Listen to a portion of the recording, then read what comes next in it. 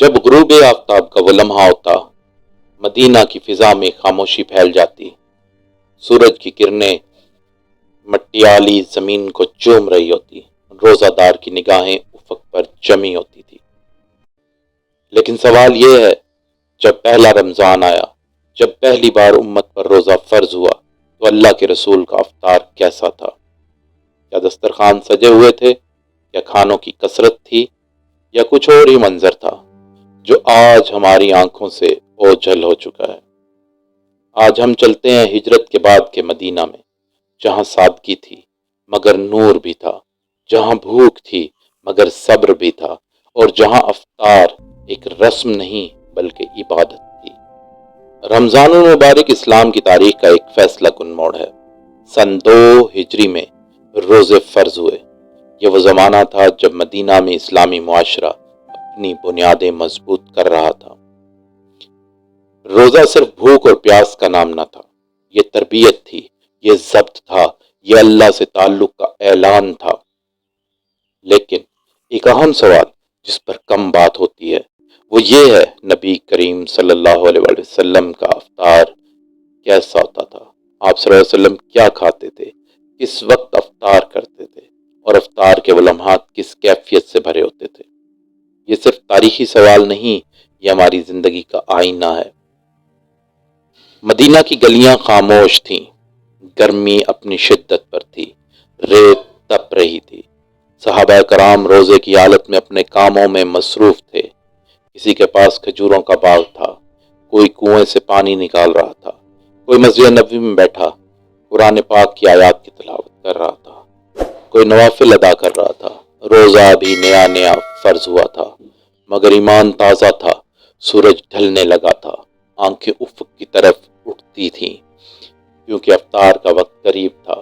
رسول اللہ صلی اللہ علیہ وسلم نے ارشاد فرمایا، لوگ اس وقت تک بھلائی پر رہیں گے جب تک افطار میں جلدی کرتے رہیں گے۔ یہ تعلیم صرف سہولت نہ تھی، یہ اطاعت تھی، یہ سنت تھی۔ افطار تاخیر سے کرنا تقویٰ نہ تھا، بلکہ وقت پر افطار کرنا سنت تھا۔ مدینہ کی فضاؤں میں انتظار کی کیفیت تھی، اور مسجد نبوی کے صحن میں خاموشی تھی۔ سوال یہ تھا کہ افطار میں کیا ہوتا تھا؟ صحیح احادیث ہمیں ایک سادہ مگر نورانی منظر دکھاتی ہیں۔ نبی کریم حضرت محمد صلی اللہ علیہ وآلہ وسلم افطار تازہ کھجوروں سے کرتے۔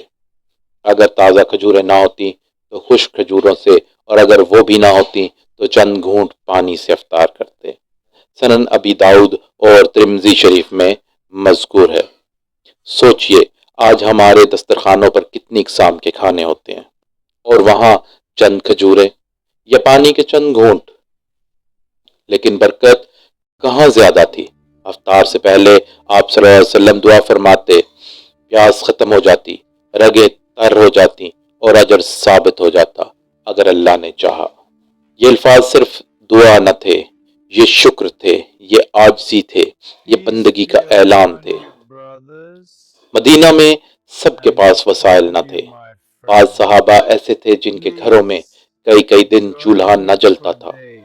حضرت عائشہ صدیقہ رضی اللہ تعالی عنہا روایت کرتی ہیں کہ کئی مرتبہ ایسا ہوتا کہ 2 مہینے گزر جاتے اور گھر میں آگ نہ جلتی تھی، صرف کھجور اور پانی پر گزارا ہوتا تھا۔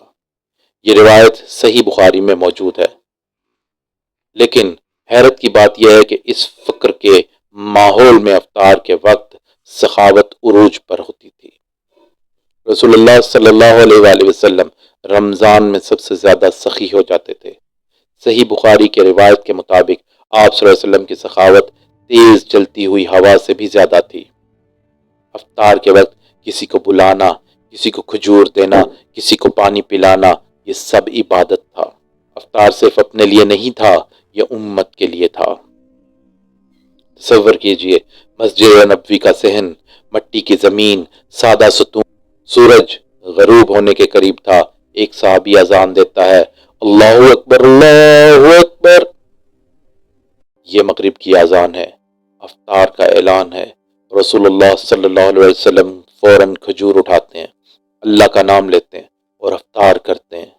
نہ کوئی تاخیر، نہ کوئی تکلف،